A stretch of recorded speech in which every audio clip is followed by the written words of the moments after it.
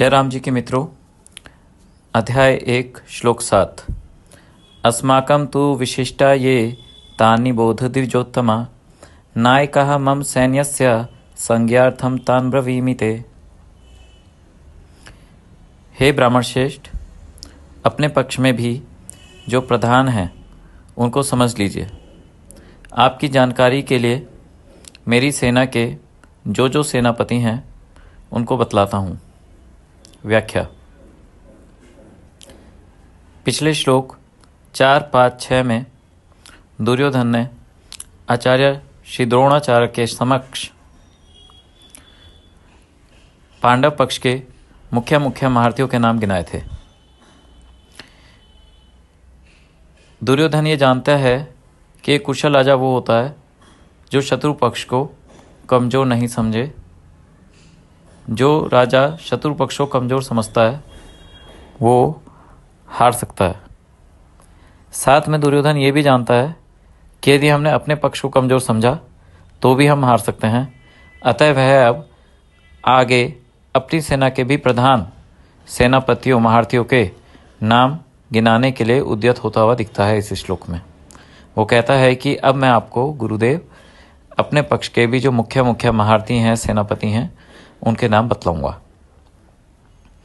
एक भाव ये भी है कि जब बड़े सारे महारथियों के नाम बतला दिए गए हैं पिछले श्लोक 4, 5, 6 में, तो कहीं ऐसा ना समझिए कि हम इनसे नहीं लड़ सकते। हम इनसे लड़ सकते हैं, ये कमज़ोर नहीं हैं, बिल्कुल कमज़ोर नहीं है, बहुत अधिक शक्तिशाली हैं, लेकिन हम भी कमज़ोर नहीं हैं। हम इनसे लड़कर जीत सकते हैं, निश्चित रूप से जीत सकते हैं। अतः वह अब उत्साहवर्धन करने के लिए द्रोणाचार्य के आगे ये बोलेगा कि हमारे कौन कौन से महारथी योद्धा हैं जो सबसे बड़े हैं। इस श्लोक में एक शब्द आया है द्विजोत्तम। द्विजोत्तम द्रोणाचार्य के लिए इसलिए मुख्यतः प्रयोग किया गया है क्योंकि वे एक ब्राह्मण कुल से संबंधित है। केवल ब्राह्मण कुल से संबंधित ही नहीं है, अपितु वो एक शिक्षक के तौर पर पांडवों और कौरवों के लिए नियुक्त किए गए थे, सो वे ब्राह्मणों में आते हैं। द्विज शब्द का अर्थ होता है द्वितीय जन्म लेने वाला।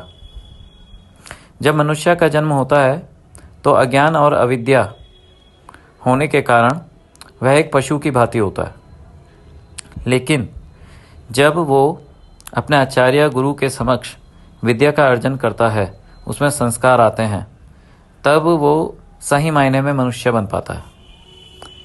ऐसा मनुष्य जो अपने गुरु के समक्ष विद्या प्राप्त करके द्वितीय जन्म को प्राप्त होता है, वह अपने वास्तविक स्वरूप को प्राप्त होता है, तब वो द्विज कहलाता है। अपने वास्तविक स्वरूप से यहाँ मतलब है कि अपने जीवन में उसे क्या क्या करना है, इस वृत्ति का वर्ण को वो प्राप्त करता है, तब वो द्विज कहलाता है। अब जो वर्ण व्यवस्था है ये हमारे समाज में गुण कर्मों से है, जन्म से नहीं है। तो जिसका जैसा स्वभाव है वो अपने स्वभाव के अनुसार ही वैसा क्षेत्र चुन लेता है। हम देखते भी हैं समाज में इसी तरह की व्यवस्थाएं हैं। एक ही कास्ट के लोग जो दिख रहे हैं, जैसे उदाहरण के तौर पे शर्मा लीजिए, तो शर्मा जो कास्ट के लोग हैं वे आपको व्यापार करते हुए भी दिखेंगे, वो आपको पुलिस में, आर्मी में भी दिखेंगे, वे आपको शिक्षक, शिक्षिका, प्रोफेसर, लेक्चरर आदि के रूप में भी दिखेंगे। ऐसी गुप्ता है तो गुप्ता भी आपको आर्मी में, पुलिस में दिखेंगे, वही आपको व्यापार में दिखेंगे। ऐसे लोग आपको शिक्षक के रूप में भी दिखेंगे।